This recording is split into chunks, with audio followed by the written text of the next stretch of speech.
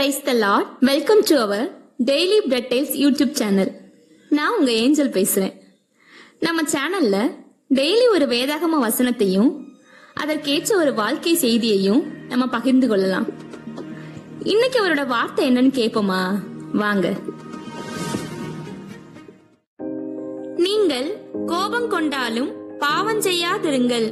சூரியன் அஸ்தமிக்கிறதற்கு முன்னாக உங்கள் எரிச்சல் தனிய கடவது. எபேசியர் 4:26. ஒரு சின்ன பையன் அவங்க அண்ணன் கூட சண்டை போட்டுட்டானா. அதனால அந்த நாள் முழுவதும் ரொம்ப கோபமாவும் ரொம்ப எரிச்சலாவும் இருந்தானா. அவங்க அண்ணன் வந்து மன்னிப்பு கேட்டுமே அவனோட கோபம் தனியவே இல்லையா. அதனால அவங்க அண்ணன் கூட அந்த நாள் முழுவதும் பேசாமையே இருந்தானா. நைட்டும் ஆயிருச்சு. அதனால அவங்க அம்மா வந்து அந்த சின்ன பையனை கூப்பிட்டு, நைட்டு தூங்க போறதுக்கு முன்னாடி உங்க அண்ணனை மன்னிக்கணும்னு உனக்கு தெரியாதா?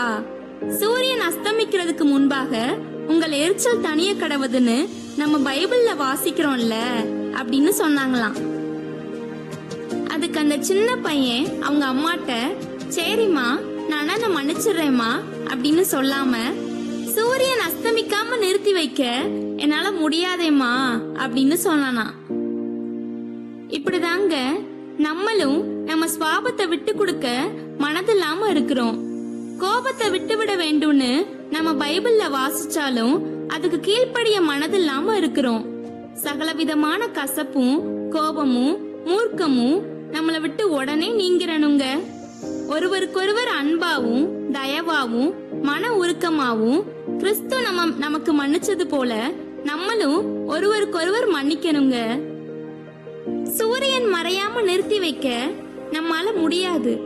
ஆனா நம்மளால நம்ம எரிச்சலை விட்டுவிட முடியுமே. கோபத்தோடு படுக்கைக்கு தூங்க போனா பல தீய உடல் விளைவுகளை தான் நமக்கு ஏற்படுத்துங்க. நல்லா தூக்கம் வராது. தூங்கலைன்னா மறுநாள் நம்ம எதையுமே சுறுசுறுப்பா செய்ய முடியாது. நம்ம வாழ்க்கையில உடல் ரீதியாகவும் மன ரீதியாகவும் அது பெரிய பின்னடைவை தான் நமக்கு தரும்.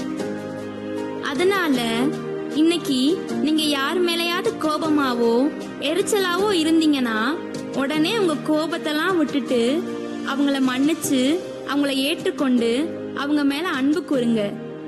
கர்த்தர் தாமே உங்களை ஆசீர்வதிப்பாராக. ஆமென். Share this word with others and be a blessing in someone's life.